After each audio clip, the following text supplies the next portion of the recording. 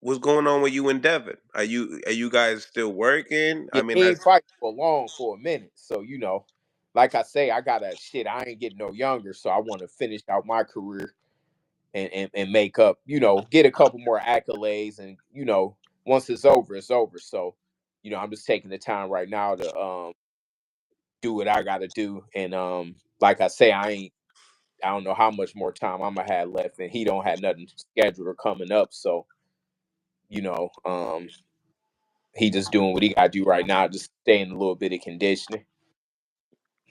you know why he's still suspended They on always keep fights, that right? up on the thing. Everybody gets suspended after fights. Yeah, but it's 8 months though.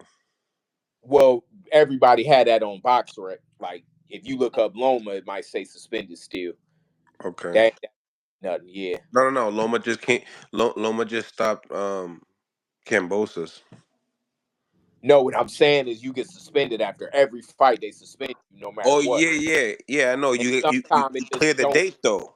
don't unsuspend until you have a Fight fight again. schedule. Yeah. Yup. Yeah. So that Yeah, don't really mean nothing.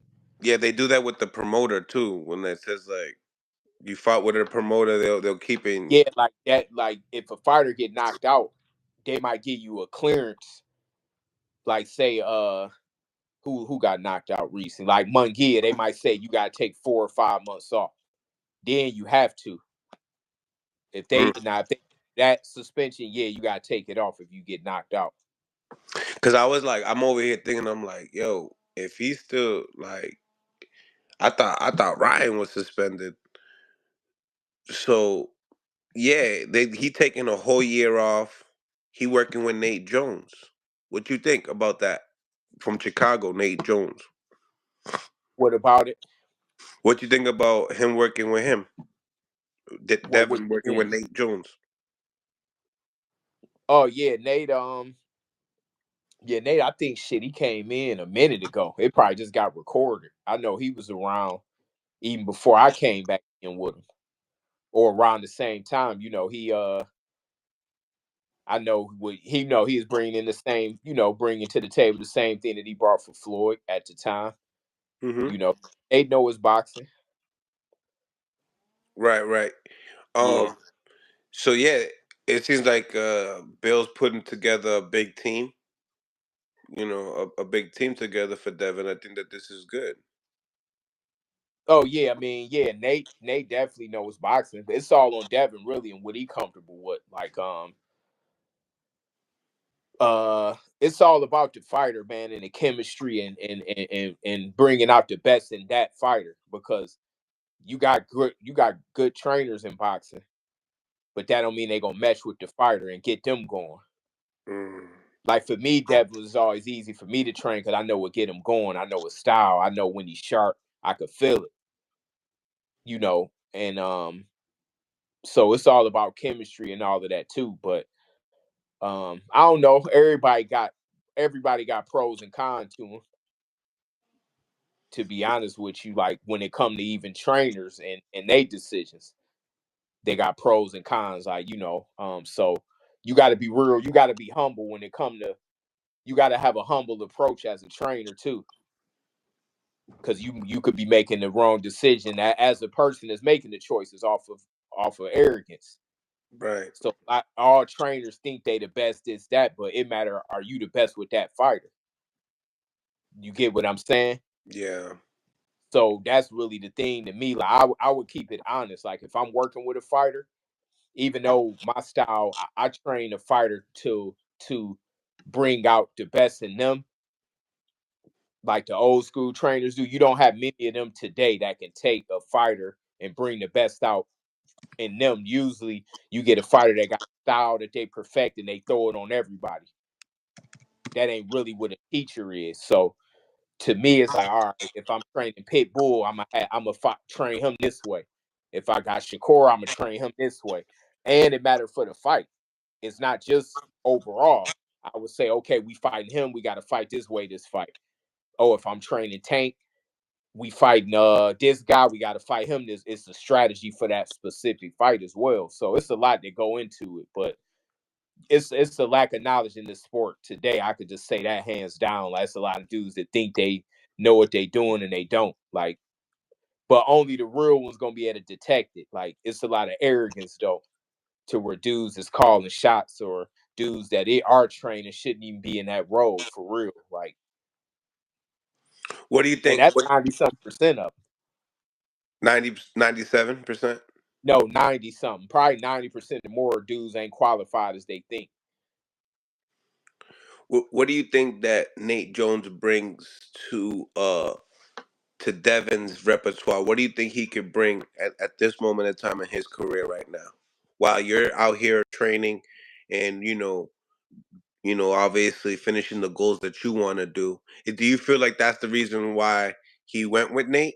Or is this like you think that you're gonna be getting a phone call and coming Well, in I from ain't looking for nothing. Like, my thing is this. I ain't he don't have nothing coming up. So I can't be traveling, and correct? like I said, if you don't fight in 5 months, Nate got more time on his hands than I do right now. Like, I gotta fight and do what's best for me at this time. Like, if I'm blessed enough to get 4 or 5 more fights where I can buy more businesses and feed my family, I can't rely on what somebody else doing.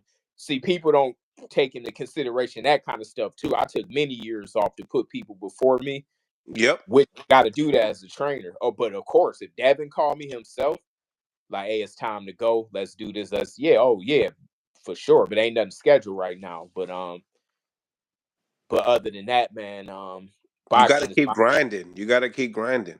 yeah, man, exactly, a hundred And you percent. still look sharp. Oh, and yeah, you've been hearing what's happening behind the scenes. Like I say, I didn't have the luxury that a lot of these fighters had with getting. I was a champion and couldn't get big fights. I had to vacate titles, and me and my manager was at odds. So he was trying to give me the business, like show me, like, oh, I'm gonna shelf you for 3 years, and but that's here nor there. Right now, I'm blessed to even still be able to do this and see what I can do at this stage. So I'm just taking it a step at a time. Cool, cool. So what do you think Nate brings to the table for this? I can't say until, well, me knowing Nate, because I worked with Nate a little bit, like, just from coming around the.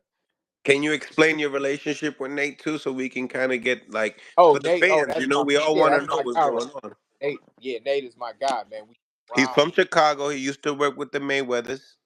Yeah, I knew Nate shit since shit over 20 years. So You worked with the Mayweathers, so let's get to it. yeah. What's the I, relationship? oh no, we cool. I respect his boxing game, like his box. Yep, yep.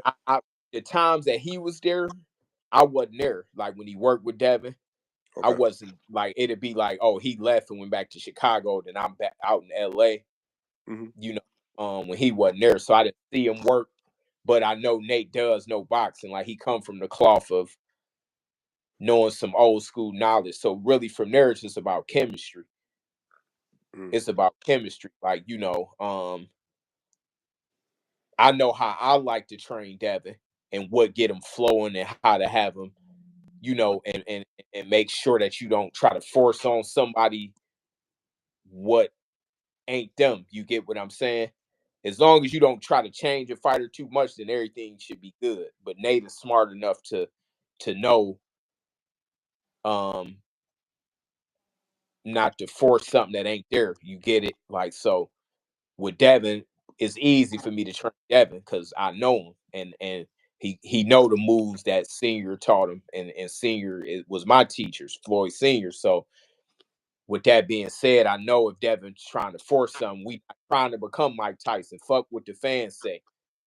Yeah, we're not gonna stand in the sand and become flat footed and force knockout just because everybody else saying this what we need to do. No, was you gonna do that with Camacho? Was you gonna do that with uh who's some other real good fighters that was great boxers, but they wasn't particularly a knockout fighter. Most great straight boxers, not knockout fighters. Corey Spinks, Corey wasn't.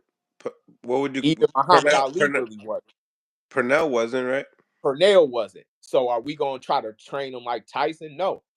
And we gonna have him flat footed and just no. So that's what I'm saying. That's what boxing is about. Just just not changing the fighter style is half of the battle, but improving them, making them go back to their original. So for Devin, it's easy to me. Mm. Like it's easy to train him. It's just not forcing something there and then when the situation when the situation, like I say, it's a situational thing too, depending who you fighting. We gonna fight this way on this fight.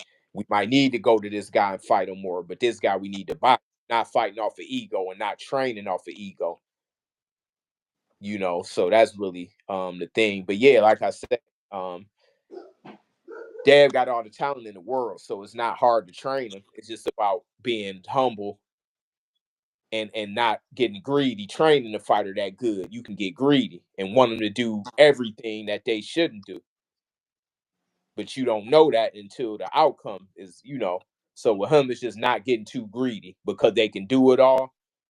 It's like, all right, we're gonna do this smart. And that's with any fighter. You gotta, whether it's just say Arthur Betterby, are you gonna train him to box Bivol? No, hell no.